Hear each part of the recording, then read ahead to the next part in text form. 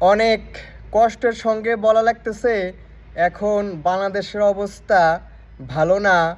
বন্যার কারণে অনেক এলাকায় বা অনেক অঞ্চলেই ক্ষতিগ্রস্ত হচ্ছে, অনেক মানুষই অসহায়। আমি বলতে চাই যে যার যার জায়গা থেকে সবাই সবাইকে উপকার করা উচিত। একটা কথা আছে, মানুষ মানুষের জন্য।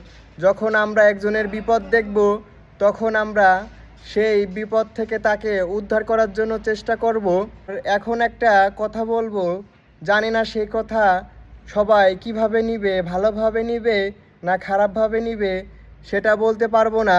আমার বয়স বেশি দিন না, তারপরেও বুদ্ধি হওয়ার পর দেখতেছি প্রতি বছরই কোনো এলাকায় না এলাকায় বন্যা হয়, অনেক মানুষ ক্ষতিগ্রস্ত হয়। আসলে এইভাবে কতদিন আপনারা ত্রাণ দেবেন বা সাহায্য করবেন? আস্তে আস্তে এইভাবে চলতে চলতে তো বাংলাদেশ শেষ হয়ে যাবে। এই দুর্যোগের একটা সমাধান খুঁজতে হবে।